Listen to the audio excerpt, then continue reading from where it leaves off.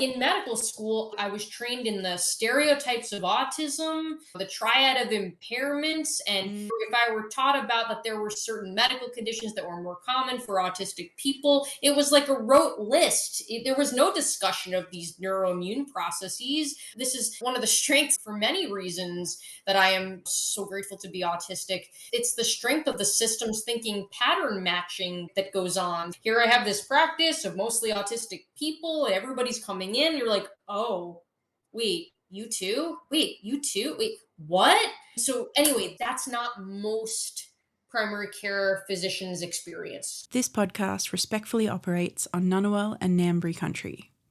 I would like to take this opportunity to acknowledge, recognise and respect the traditional owners of country and their continuing connections to lands, waters and communities. We pay our respects to Aboriginal and Torres Strait Islander cultures and to elders past and present. Always was, always will be, Aboriginal land.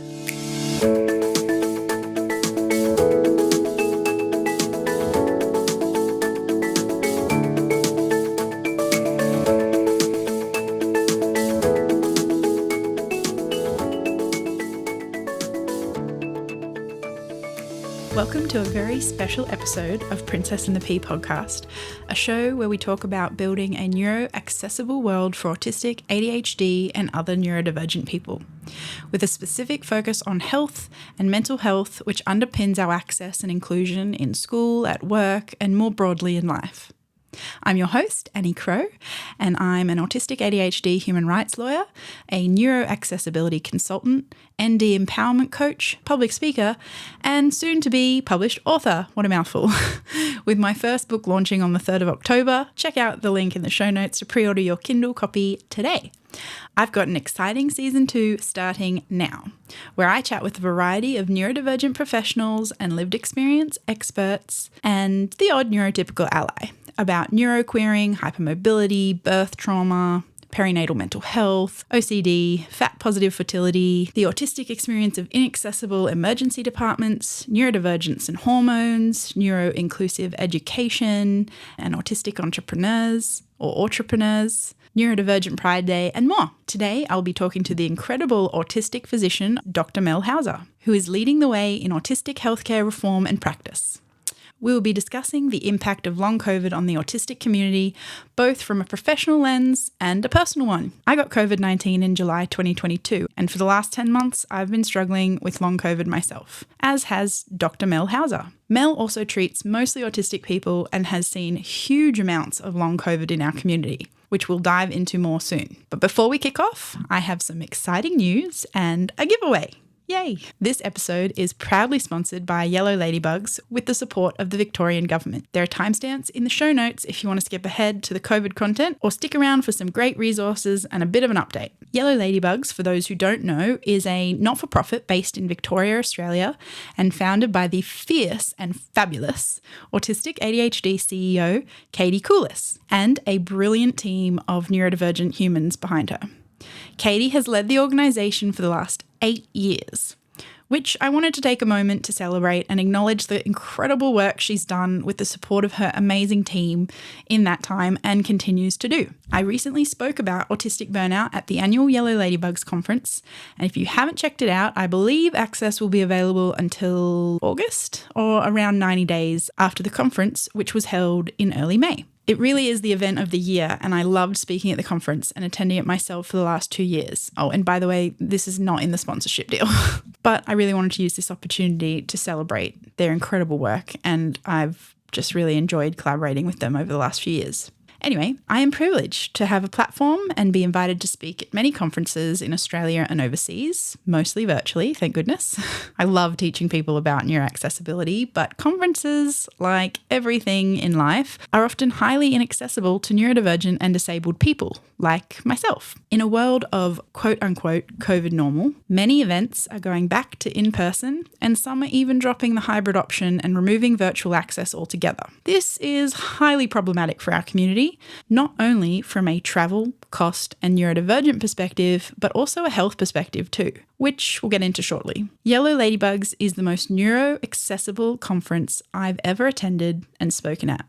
Most conferences don't think about autistic ADHD access needs around conference instructions, communication, and more. This is something that I find neurodivergent run conferences really excel at, and why we need neurodivergent and disabled representation involved in all conferences and events, everything. Nothing without us, period. Many of you might be familiar with the saying, nothing about us without us. I was talking to the only other disability speaker at the National Suicide Prevention Conference a few weeks ago, the wonderful Jen Blythe, who's CEO of Deaf Australia, and she told me she drops the without us. So instead of about us without us, she just says nothing without us, and I couldn't agree more.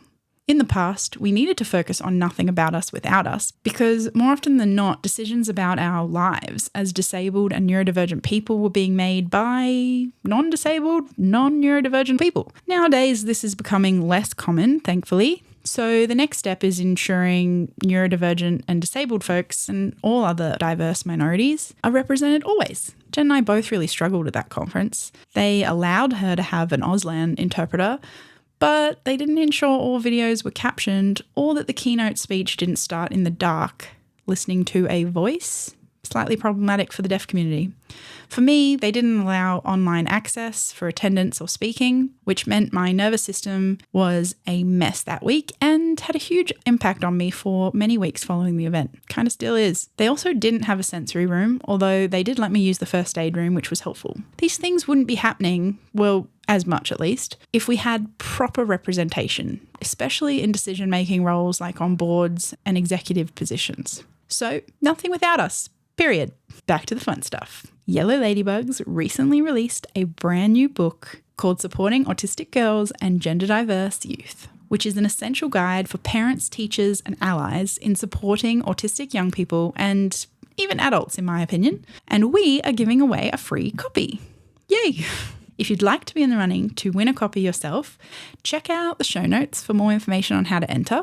Basically, you need to follow our Instagram accounts, tag a friend, and comment on the giveaway post about what neuroaffirming and accessible healthcare looks like and feels like for you or your family. This book is written by neurodivergent authors and is as affirming as they come. It features interviews with global autistic advocates, including yours truly, with a brilliant and wonderful foreword by Yellow Ladybugs CEO Katie Coulis. This book is practical, educational, inspirational, and peppered with humanity and humour. It's also now available worldwide after much demand, which is very exciting. If you want a copy, I'll leave the link in the show notes, or you can enter the giveaway for a chance to win your own for free. Now to today's incredible guest and friend, Dr. Mel Houser, whose pronouns are she, they. Mel is an autistic family physician who provides medical care for neurodivergent patients across the lifespan. They are the founder and executive director of All Brains Belong, a non-profit organisation in the United States, novel model for neuro-inclusive healthcare that uses universal design principles and a basis of social connection as the path to heal. At age 37, Dr. Houser was diagnosed as autistic, ADHD, dyspraxic, dyslexic, and dyscalculic. All the Ds. Well, almost. She is also the parent of a multiply neurodivergent 6-year-old, and I cannot wait to share our awesome conversation with you. Before we kick off, a quick content warning. This show is not for little ears. We do talk about adult content and physical and mental health issues, so use your discretion. And without further ado, let's do this.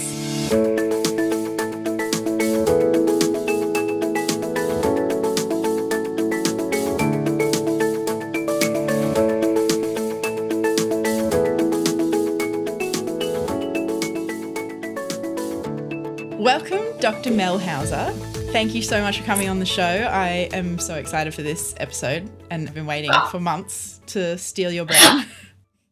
I am so excited to be here. We've been planning an episode for a long time and I think it just naturally evolved into long COVID because we both have it. And as you're seeing it so much in the community that you treat who are predominantly neurodivergent. So I thought we could kick it off with talking about what are the symptoms and what are you seeing in your practice? Yeah, for sure. So I would say first off, just for context, is that I run a nonprofit organization called All Brains Belong in the United States and try to make life better for neurodivergent people. And we do that through medical care, social connection, and education. And the medical care, the medical practice, most of our patients are autistic and or ADHDers. And many of them knew that already when they came here. Many of whom were neurolurking, wondering about that. And then a third, I would say, equally common pathway that patients take to get to our practice is that they have healthcare problems that are not met by the traditional healthcare system, and they are needing something different. And amongst that group of people whose needs were not met by the traditional healthcare system, the overwhelming majority of them have long COVID or long COVID-like conditions that we'll talk about. And so and really, because what we're really talking about is we're talking about neuroimmune conditions. And we know that autistic people, for example, have higher rates of long COVID. But why is that? Yeah. It's because this is a much bigger picture of neuroimmune conditions. Yeah. Exactly. No, and it's funny you say that because what I'm seeing with long COVID, so much of people's experience is very common to our lived experience as neurodivergent people with brain fog and memory issues and dysautonomia and POTS and all of this sort of nervous system things that many of us experienced well before COVID came around, but now that COVID's around are almost making our own experience worse and also making the broader world be a little bit more aware of what it's like to live with a nervous system that isn't really typical. Yeah, and when you ask what I'm seeing I'm seeing people who had a lot of health challenges and were compensating. They were compensating in ways that are not healthy. And then there are these like serial threats. Maybe it's surgery, maybe it's pregnancy, maybe it's a concussion. There's these stepwise progressions of neuroimmune dysfunction, and then COVID happens and it's bam, and that is the next threat. And so it is and for many people, like you said, it's an exacerbation of this big picture that was always there. Yeah, absolutely. Some of the symptoms that I've been seeing pop up really commonly are things like fatigue, brain fog, the really classic set of mimicking chronic fatigue and that sort of thing. Is there like a very common trend that you're seeing? I would say that the nervous system and the immune system impact the whole body. Symptoms can be really anything. And like classically, long COVID is described as fatigue, and in particular, post-exertional fatigue, post-exertional malaise, brain fog, dizziness, gastrointestinal symptoms, maybe heart palpitations or other manifestations of dysautonomia. Maybe people have chronic respiratory symptoms like cough or shortness of breath. Maybe people have chest pain, sleep disturbance. But it's again not specific to long COVID. And there's, I think, a lot of mythology that, yes, COVID is new, but the idea of post-infectious chronic illness is not new. Before this, we were emailing about myalgic encephalitis, chronic fatigue syndrome, ME/CFS, and you're asking about like what does this have in common? It has a lot of things in common. ME/CFS, which unfortunately so many people are afflicted with, and the healthcare system internationally has been neglecting this huge patient community.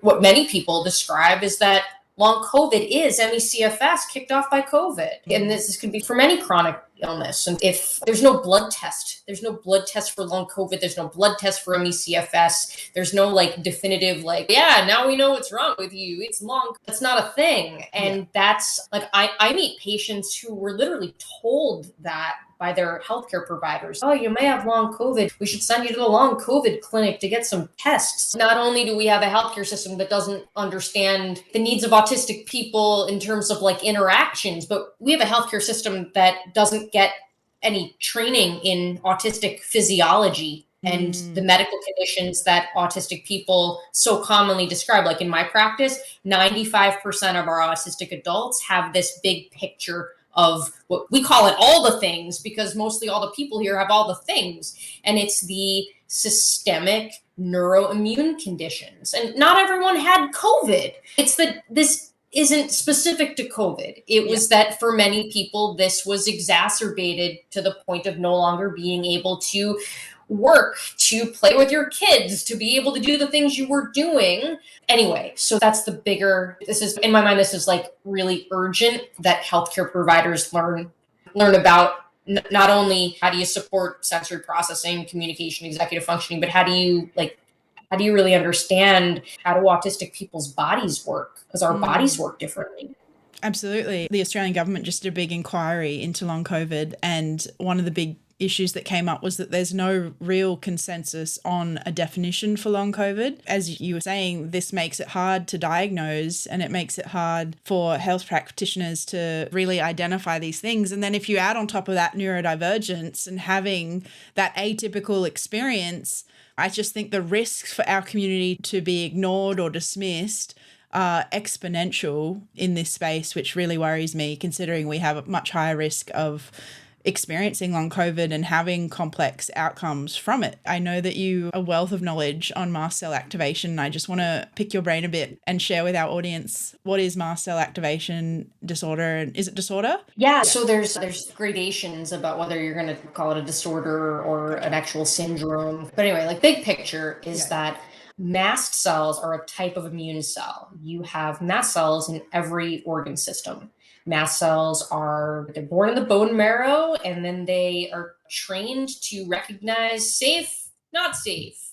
And in response to threat, they release chemical signals that recruit more immune cells to come and help. And symptoms that people get. So, for example, I get stung by a bee. The mast cells detect that the bee venom is like not safe, and boom, big response, release massive signals of histamine and other chemicals that then recruit other immune cells to come and help so that I don't die from my bee sting.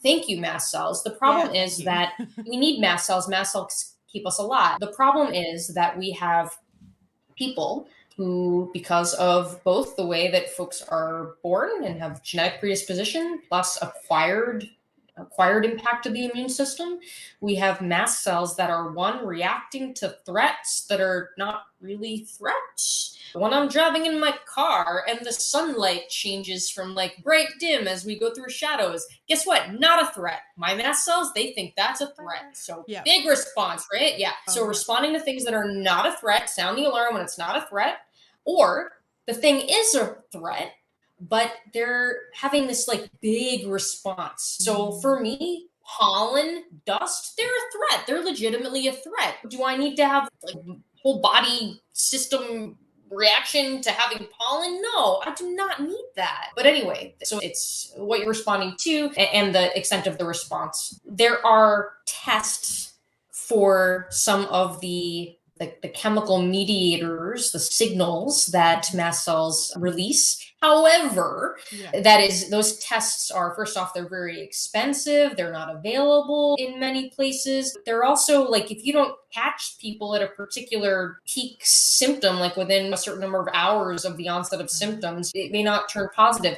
So it's especially because the management of mast cell dysfunction or mast cell activation disorder, mast cell activation syndrome, you only call it MCAS, mast cell activation syndrome. You call it that if you have a positive blood test, like there's the rules around that. So anyway, so we might say mast cell dysfunction or mast cell activation disorder, mast cell activation disease. Anyway, MCAS we reserve for when you have the blood test, whatever. You have symptoms present in 2 or more organ systems, and the symptoms that you get depend on what organ system you are. Like right now, I can feel the rash starting from my silicone earbuds, which I never had this problem until I had COVID. So anyway, so my mast cells on my skin are like, they're reacting. But it might be the mast cells in their gastrointestinal tract every time they are responding to a threat from something, a food. And it may not be something that they were always allergic to. A lot of people describe that after they have COVID, for example, now they can't have dairy these are like the mast cells are dysregulated. They're just dysregulated. So this can be in the cardiovascular system. And you mentioned dysautonomia. That's what that's involved. It could be across the blood-brain barrier in the brain fog, loss of taste and smell. These are all like neurologic symptoms. If it's mast cells in the respiratory tract. That's your wheezing, coughing, shortness of breath. So it's in your nose and your eyes, like you're back in something in the environment. You're going to have more, you're going to have more nasal sinus kind of symptoms. Yep. And the idea is that you have symptoms in 2 or more organ systems. You treat mast cell dysfunction, and honestly, it's a really great search term for your listeners, because a lot of the treatments for, and again, I'm not giving medical advice, no. I'm just providing health education here. If you Google mast cell activation syndrome and you read about some of the treatments, you will find many of them do not require a prescription. Many of them are over-the-counter medicines and supplements. So the idea is that if you have symptoms in 2 or more organ systems, you have the decrease in frequency or severity with mast cell targeted medications or supplements. And then you have these elevated MCAS lab tests in blood or urine. That's MCAS criteria. But what we know about mast cells is that they crosstalk with the nervous system. They crosstalk with the soft tissues. So it's the communicating signal that links the nervous system and the immune system. And so which is why when we think about so many of the medical conditions that are more common for autistic people, and anything from hypermobility spectrum disorder / hypermobile Ehlers-Danlos syndrome as a subsect of that, POTS, dysautonomia, irritable bowel syndrome, fibromyalgia, and other chronic pain syndromes, obstructive sleep apnea, migraine, endometriosis, like the whole list. If you look up any one of those things, plus mast cells, there's research on this. Mast cells are, for many people, they explain a lot. So, because it doesn't make sense that a human would have 40 things wrong with them. It's one thing. It's one thing, and we can treat this one thing. I love that so much, because we do hear people sometimes talking about how autistic people are more likely to have complex health and autoimmune issues and all of those things. I feel like MCAS really is that link that people miss of explaining it. And to get a little metaphorical here, one of the main reasons why I called my podcast Princess and the Pea isn't just because I am emotionally sensitive or sensory sensitive, but it's because my body in every single way is sensitive to the world and environment. And to me, that really explains on a deeper level my own lived experience and the experience of many of my clients, and having really complex health pictures that people just don't connect the dots. And for me, I really hope that this kind of thing really becomes much more common knowledge, because I think that we could be identifying autistic people much earlier from the angle of physical health. If we've got kids growing up with chronic pain or chronic inflammatory anything, then it should be automatic, I think, for all health practitioners to think, is potentially this an autistic person, because the link is so strong. And as we know, many of our community are late identified, which has implications such as access, lack of support, lack of ability to self-advocate, or even have your basic needs met. Anyway, I digress. But I love the aspect that it is really this overreaction to everything. And it's not a choice. And I think, as in physically, it's a physical overreaction to things like sensory light input or immune response or whatever. It's really critical part, because I've heard a lot of people talking about their experience with long COVID or long hauler and having medical advice saying, just think positive. It's really not a choice that I'm having this experience. There's so much of this.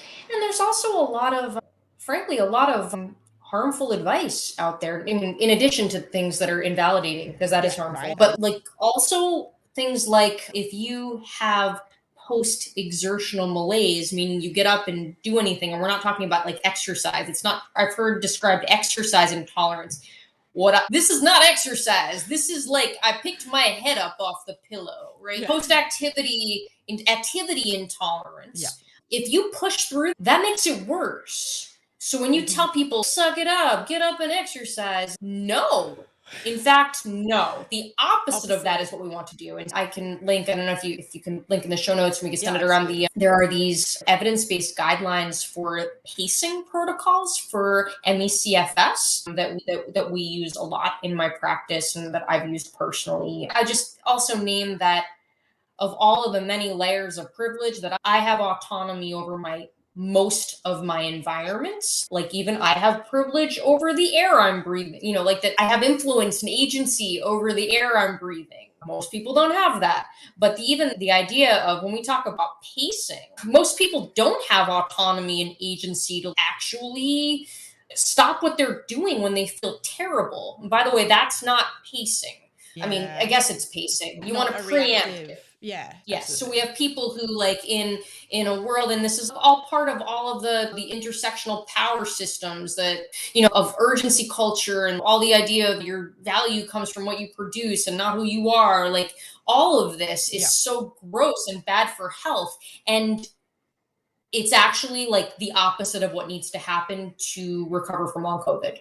Absolutely. Absolutely. It's funny because I had a lot of experience in the chronic pain space, which is very much all about pacing. And one of the biggest struggles I faced years ago in learning about chronic pain and seeking treatment, how to manage my own chronic pain, was the barriers. There's so much inherent privilege in the capacity to pace. And I think the intersection of neurodivergence there is things like, some of us really struggle to read our own body signals, tune into our environment and how we're handling things, and notice when we're having responses that maybe trigger a thought of, okay, next time I need to do this instead, or put these things in place. I found I was in this sort of push-pull scenario of, I know that pacing is basically the answer to be able to manage my chronic pain flare-ups, but also that I couldn't do it. And so I love that you're talking about this, because I think that if we come at it from an angle of understanding neurodivergence and privilege and all of these systems, of really digging deeper into being like, these are some barriers you might be up against, but it's so important, one, that they're recognized, and two, that we actually talk about how do we support them. Because for so many of us, and I know that we wanted to talk a little bit about burnout, but so many of us experience burnout, autistic burnout, which is obviously very different to occupational burnout. And I think a big part of that is that we are constantly in a state of survival, and we really struggle to put our own needs first. And I'm talking basic needs around sleep, food, very basic needs, let alone the bigger needs of boundaries and all those psychological needs, right? That we are at such a risk there. Yes. And when I said that there was literature on mast cells and like all these things, there's literature on mast cells and trauma. And so whether we're talking about macro trauma or micro trauma of living in daily life, depression, in a world that's not just ready, like all of it. And then you throw on off, and when you talk about intersectional experience, you think about all the different ways in which humans are othered and marginalized. So if you're a neurodivergent plus a person of color, plus LGBTQ, you're marginalized for your gender, right? Yep. So you have all the more, like, you stack up all of the threats to your mast cells. This is at a cellular level. Yeah, and I always think that it's so odd as a non-health practitioner or non-health professional. Most of my job these days is learning about health and talking to health professionals, and I just find it so almost comic, just funny, that they constantly try to separate physical and mental health, when I think that they are intrinsically linked, and the fact that we keep separating them is causing so much harm to all of society, let alone our neurodivergent community. Amen. Thank you. I knew you would get this, because you get this, but it just blows my mind how common it is in the health space to see this separation, when every single part of our physical and mental health experience is intrinsically linked, and to ignore that does so much harm. Absolutely. And examples of like things that, like, the neuronormative narratives around, you should be able to handle this, or you shouldn't feel sad, or you shouldn't feel anxious, or you shouldn't be whatever. It's what your mast cells, your actual immune system is being impacted by these things. Exactly. This is not a choice. Yeah, absolutely. Oh my goodness. I could talk about this all day with you.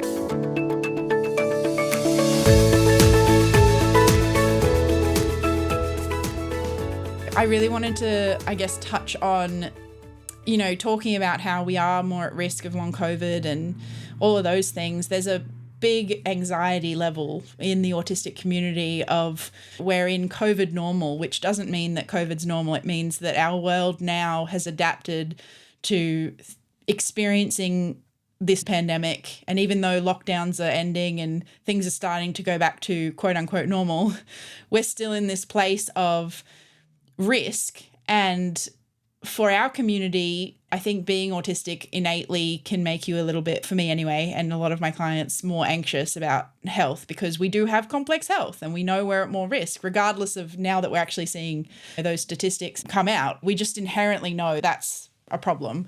But I just wanted to talk a little bit about managing health anxiety and especially validating our community for that anxiety, because I think a lot of us are constantly invalidated by the world saying, oh, COVID's not a big thing anymore. I think that anxiety is completely valid for many reasons, but I just want to, I guess, get your link there on talking about how it's so legitimate considering everything we're talking about and the very, very real risk that we're seeing, especially in our families, because neurodivergence is very genetic.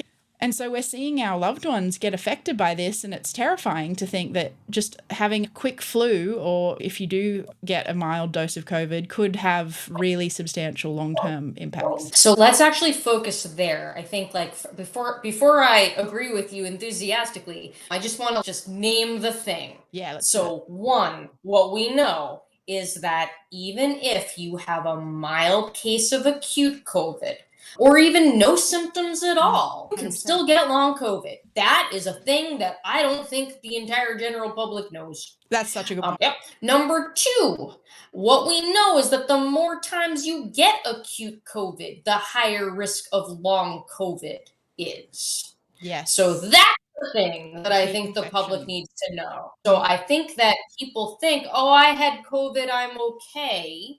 I have immunity now or something. There's all kinds of things that these messages actually come from healthcare sources, and you're like, what about everything we learned? Or where I am now, the mask mandates have been lifted in healthcare facilities.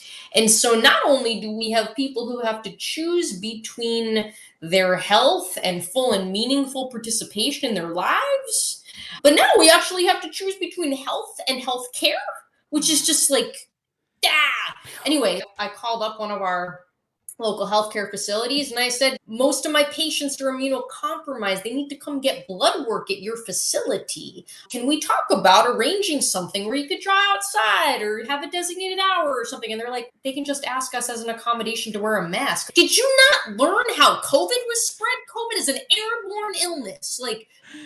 All right, so now we've named the thing. Yeah. Okay, now I'm going to agree with you, which is that. So not only do we have mythology out there that is underestimating an individual's risk of having a post-infectious chronic illness that they may have for the rest of their lives, that will not only shorten their lifespan, but have potentially dramatic impact on their quality of life. So that, not only that, but we also have people having to deal with friends and family and coworkers, even healthcare providers are like, how long are you going to do this COVID thing? Where, quote, this COVID thing is like trying to not get this terrible thing. So, yeah. So we also, of course, we have people who for decades have been so invalidated. You don't know what you're feeling. Oh, the thing, it's not so loud. It's not so bad. It's not so this. Anyway, all of that. You layer on people telling you that you're making a big deal. You're too much. It's too much. The way you're appraising risk is too much. So I just want to name the thing. My professional opinion as a physician is that you are not too much. This is a significant threat. And again, I say this with privilege of having autonomy over the safety of the air I'm breathing. Yeah. If people are needing to access public school, needing to access employment where they are not allowed to mask, or there's all kinds of things. So anyway, I think acknowledge that the concerns are valid. And I think it's really important for people to connect with community who share similar values and see the world as you do. This way, when people shame you and invalidate you, it in many ways it's a cloak, not certainly not of invincibility, but just like a cloak of protection. A communal hug of you're a rational decision maker. We get you. Who because then somebody makes some comment and you could be like, that's on them, that's not on me. I don't doubt myself, because look, I'm surrounded by people who are also seeing the world consistent with science. So there's that. The other thing I would say is that there may be some things that, maybe you don't have autonomy over the particular environments you're in, but maybe there are some things that you can do to mitigate risk. And so I can go into that, but I think more of a framework is that, like, you are valid, your concerns are valid. And I think it doesn't need, if it can't be all or nothing, it would be great if it were all or nothing. But if it can't be all or nothing, there are still some things that you can do to mitigate 100%. risk. 100%. I love that. And I think just back to the community aspect, which I'll be putting a lot in the show notes because All Brains Belong is fantastic and we're limited on time today. But I really want to highlight the community aspect because I think so much of what I teach around self-advocacy, especially in healthcare settings, is so caught up in the fact that most of us have experienced a lifetime of being invalidated or gaslit about our lived experience. And I think a big antidote to that is really leaning into finding your community of people who really get your lived experience and can validate that, but on a deeper level, to the point where and you've already said this, I'm just like making sure it hits home to anyone listening, because it's one of the biggest things I work with clients on, is unpacking that internalized ableism, which we all have, and it's really pervasive. And I'm sure, like me, you've probably done loads of work on that, and we've had privilege of getting support on that, and yet it still comes up in our lives constantly. And so when you are getting that voice, especially when there's a power dynamic of a health professional telling you that your experience is invalid or whatever, that you have that capacity to go, hang on a second, that's wrong. You don't understand me and my community. I know that this is a very real thing. And just because you don't have that education and awareness and lived experience doesn't mean my experience is any less valid. And so being able to build that narrative in your head, knowing that you've got this little cheer club behind you that can have your back in those moments of feeling completely dismissed, whether that's by your best friend, your parent, or your doctor. It's just so important. So I just really wanted to hone in on that point that you made and how critical it is for our community. Yes. And I think that when I was in a traditional primary care general practice setting, I was probably for 5 years prior to quitting my job to start this nonprofit organization. I was taking care of neurodivergent kids and adults, often multi-generational families.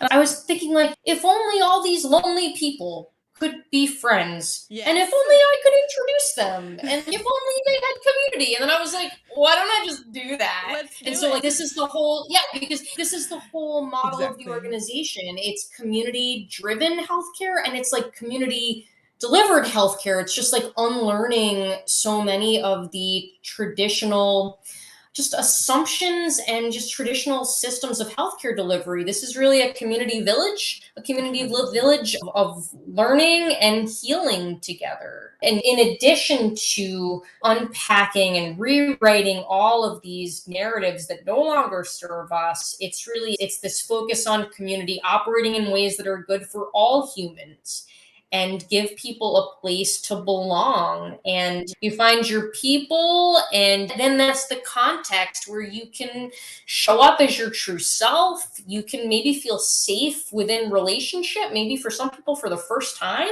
Yeah. And that is like the foundation of health. Right? That was what I was just thinking. I'm like, that is literally health in a nutshell. Right. Yeah. And so to that end, I say this because I think when we think about interfacing with the traditional healthcare system, it's about having some clarity on what you're looking for from that particular encounter. You're not going to get validation in a lot of the time. So if you have a thing that you have like specific questions that you're picking someone's brain, you're trying to see if they have the expertise and experience to answer specific questions that you have, that is a very different place than an undifferentiated, I show up with my multi-organ system symptoms that the healthcare provider didn't get taught about in medical school. Yeah. Like in medical school, I was trained in the stereotypes of autism, the rote list of the triad of impairments, and if I were taught about that there were certain medical conditions that were more common for autistic people, it was like a rote list. There was no discussion of these neuroimmune processes. This is one of the strengths for many reasons that I am so grateful to be autistic. It's the strength of the systems thinking pattern matching that goes on. Here I have this practice of mostly autistic people, and everybody's coming in. You're like, oh, wait, you too? Wait, you too? Wait, what? So, anyway, that's not most primary care physicians' experience.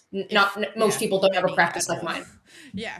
Right. I love that you highlighted that. Even my own work, it's really that our brain's ability to recognize these patterns that so many people just miss or just don't even think to open their mind to, that help our community and just help the world really so much. I love that you pointed that out.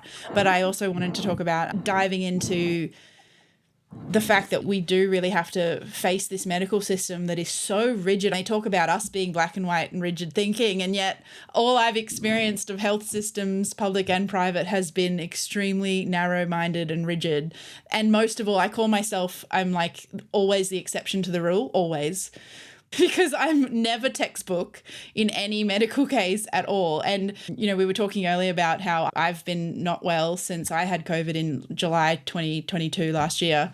And my GP gave me a referral to our public long COVID clinic a few months ago. And I never actually went because I looked it up online and looked into what type of things that they could do and that they were focusing on. And very quickly realize, and I'm not saying people shouldn't go get help at all, but I'm just saying in my particular circumstance and my very much extensive, I'm very privileged to have access to incredible community of health professionals that I can ask questions to and stuff. But I knew from reading what their clinic was talking about that I was going to be faced with a lot of the same challenges I've faced in all of my complex health journey of getting very unhelpful neuronormative advice that really doesn't take into my very complex nervous system and brain and link all those dots. And I just thought, I'm not going to even do that because, and I'm not against traditional medicine at all, but we're in a state right now where we're really just beginning to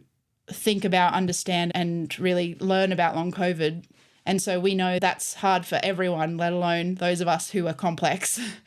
Yeah. So Right. I just, really wanted to highlight that. And especially that, and you know, there's a lot of research going on in the long COVID space, and some of it is not connected to what's known already. So it's really breaking down Like those silos are really Mm. required. Exactly. Yeah. And you know, and like later this summer, we're working on finishing.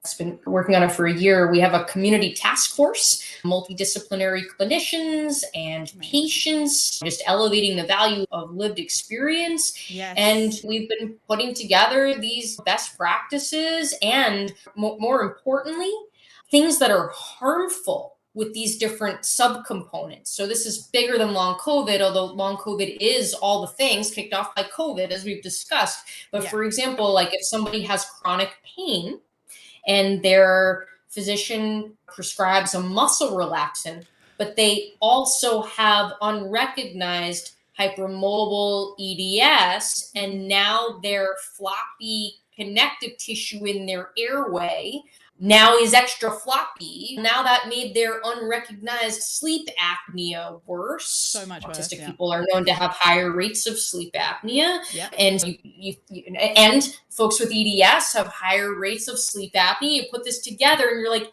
floppy connective tissue just got floppier. Now you made dysautonomia worse. Now you made pain worse.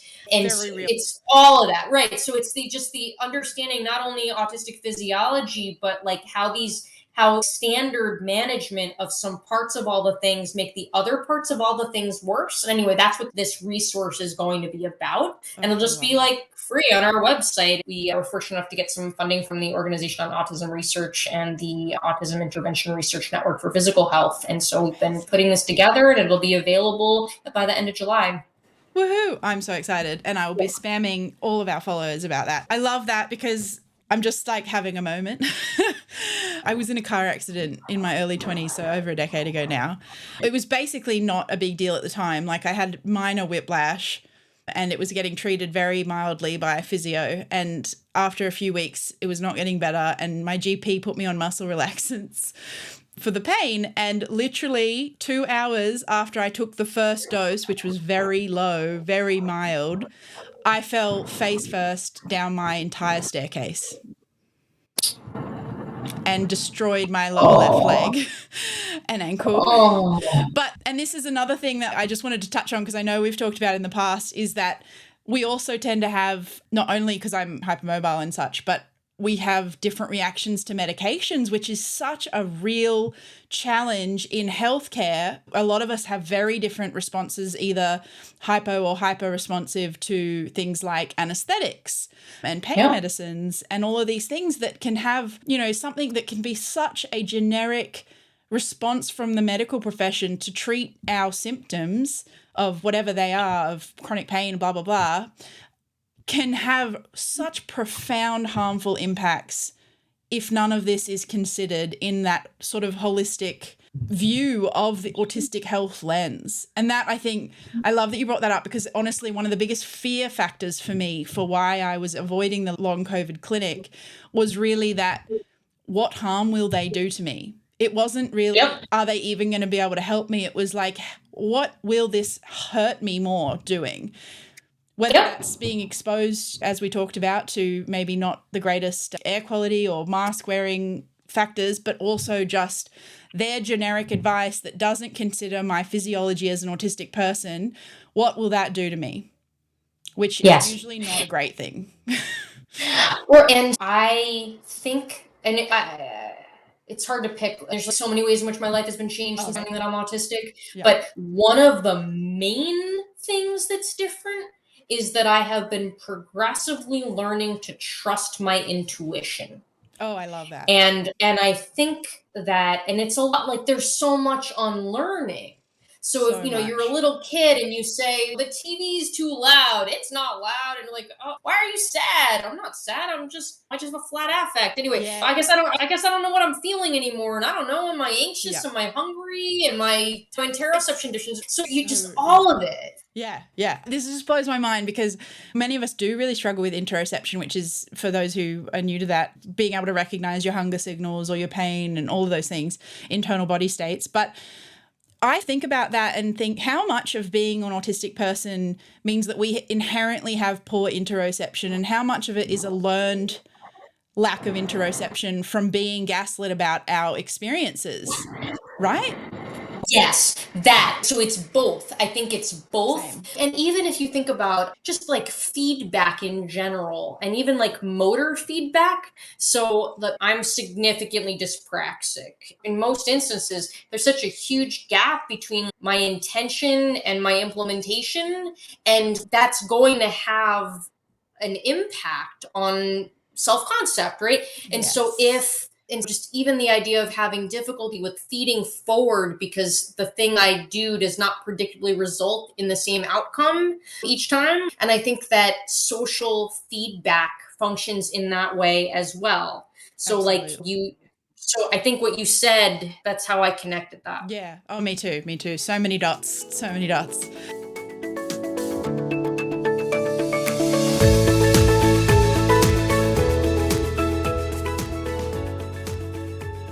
One of the things that we really need to touch on, I think, is the economic impact of long COVID.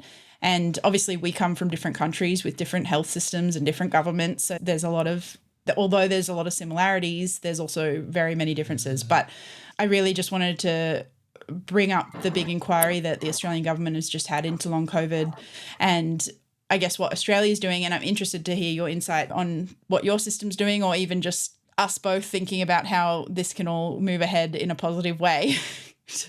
I just wanted to touch on, I guess, the economic impact and disability aspect, because so many of us autistic folk are already disabled. There are plenty of autistic people that don't consider themselves disabled.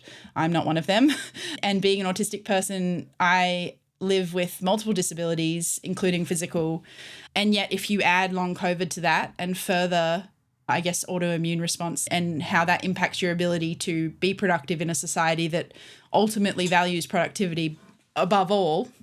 In Australia, we have this thing called the National Disability Insurance Scheme, which currently covers autism, but only you've got level 1, 2, and 3. So level 3 is pretty much automatically covered, whereas level 1 and 2 are more and more becoming harder to get onto this disability scheme for, which is upsetting. But without diving too deeply into that, ADHD is not, and yet as is really problematic. And most of us who are autistic are also ADHDers, and that both of those things are very much interlinked and very much disabling in a world not set up for our brains. So I guess on the economic side of it, and just in general of long COVID and how that's impacting our ability to function in society, that is a real problem that if you mix in the fact that we're already neurodivergent and many of us experience disability, we have this huge barrier ahead of us in being able to actually address that and adequately support the autistic community or the neurodivergent community broadly in not only being able to recover from and cope with long COVID, but also be able to live productively or safely in society where they're not falling through these gaps and very much at risk of homelessness and suicide, as we can see in some of the studies coming out. Yeah, so I guess this was more of a statement than really a question, but I just wanted to raise it because I think it's often missed in these conversations. And as we know, health is the ultimate, right? Health is everything. It's the basis of our existence. I do a little bit in the employment space, but always with health at very much the forefront of our experience in the workplace, right? Because autistic health impacts everything, including our ability to participate in society. Yeah. That's right. That's right. Yeah. So I could not agree more with everything that you just said. I think that what I would add is that it is a circular problem.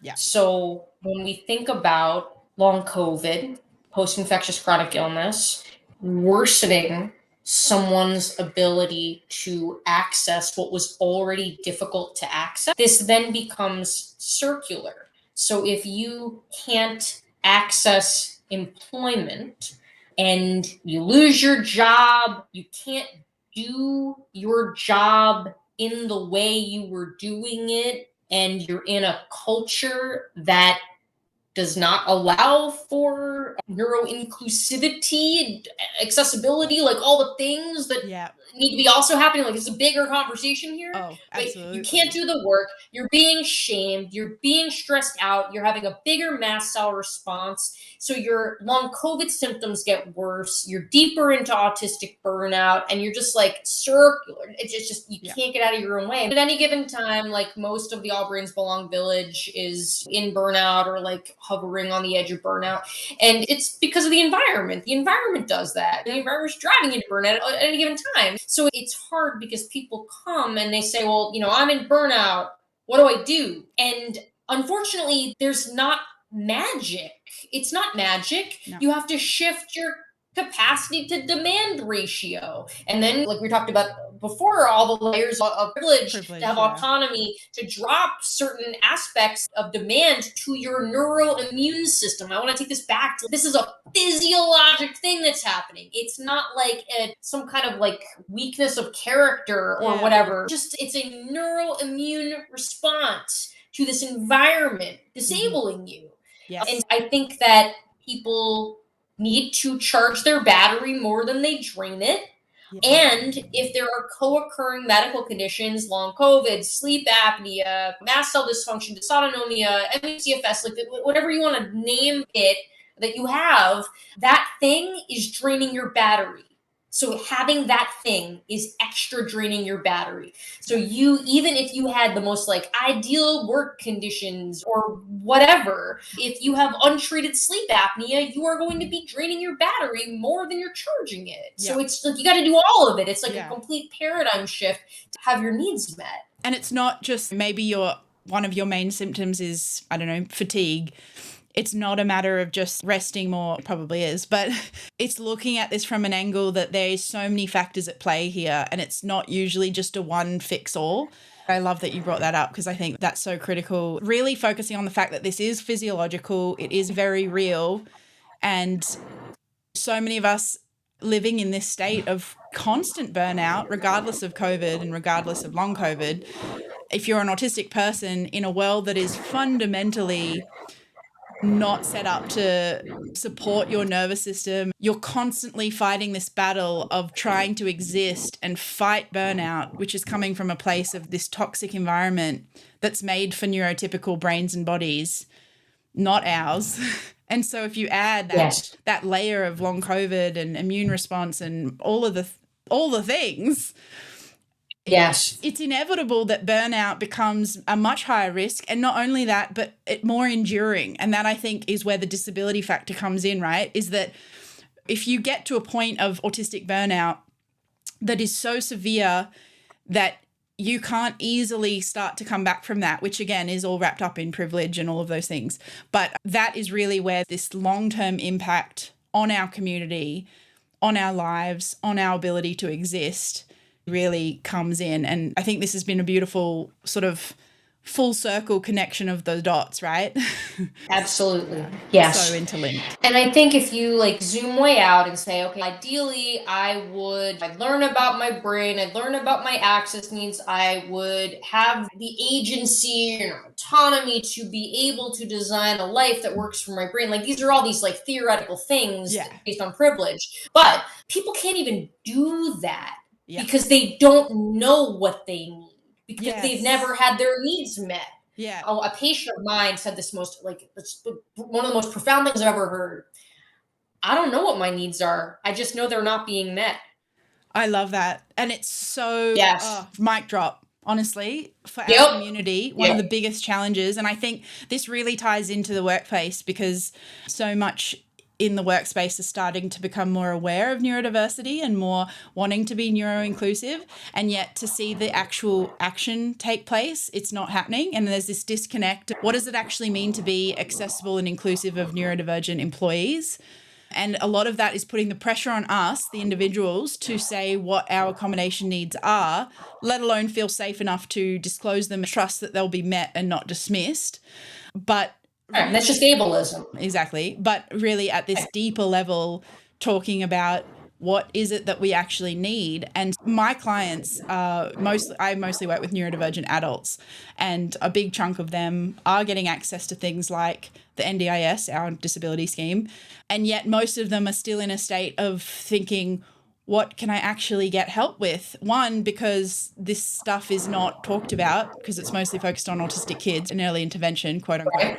And two, now that I've actually got some form of help, which is hard enough to even get to begin with, how do I find people who are going to help me navigate what that looks like for me and my neurodivergence, and what can actually help me that I give myself permission to get help with while working with that internalized ableism of you should be able to do the adulting stuff and all of that sort of side of it. Yeah, quote unquote adulting. I love that because I think it's such a big challenge, and it's why I focus so heavily on accessibility, because I think we need to be looking at accessibility from an environmental perspective and the individual level of what will make your life more accessible to live, whether that's in healthcare, in the workplace, education, in your home, in your relationships. What is going to help you survive and start to turn down that threat response? I don't know that I want you to turn down your threat response. I want you to not need one because I want you to not have a threat to respond to. I want to connect this to an earlier comment about interoception. Yes. So a lot of us, example, I don't know that I'm hungry until I'm ferociously hangry. Yeah, same.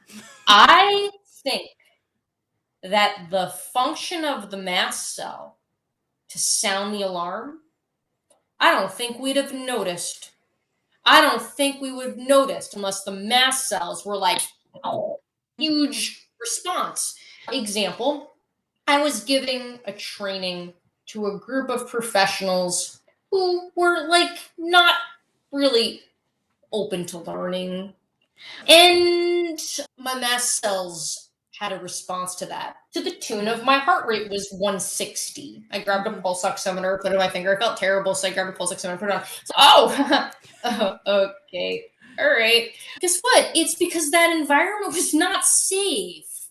And to be honest, I'm more selective about who I do trainings for now. So it's just like yes, I want to change the world. Yes, I want the whole world to be more neuro-inclusive, but I have a much more narrow margin because my mast cells react to everything. Yes. And I wouldn't say that I don't want them to. I would say that it's a clue that my balance of what is in my environment, how am I managing all of these threats? I'm not managing them. I think there's a lot of people who describe whatever their lens is. They may not be talking about mass activation or long COVID, but they're talking about autoimmune disease. Whatever they're talking about, they're all talking about the same thing. Just nobody knows that. Anyway, but it's just that like we are living in a world where there's a lot about it that's not safe. Yeah, you're so right. Because I think even hearing myself talk about that it's almost putting it back on us to think that we need to fix our immune response or fix our trauma response rather than recognizing that there's a function of it and it's actually a protective mechanism to a environment that is unsafe for us. And yes, I love that you brought that back, and thank you for helping me unpack that more because I think that really needed to be for said. sure. That was so important. Yeah, it's like the canary in the coal mine. Yes. Like the mast cells are like, I'm going to get your attention. I wish that it was not so uncomfortable to have my attention gotten, but now I'm like, ow. Yeah, now I can't ignore you. Thank you so much for coming on and talking about such an important issue and also just the connections to so many broader struggles and problems in our society as well. This has been amazing. Dr. Mel Houser, everybody. I could talk to you all day and just love how your brain works and how our brains vibe and all the incredible connections that we can make together. And I hope people get half as much value from this as I have because it's been just a phenomenal chat. So thanks for coming on the show. Thank you so much. I love your brain too. And because we both have brains that everything is connected to everything, I really appreciate this opportunity to be connecting long COVID with the big picture of autistic health.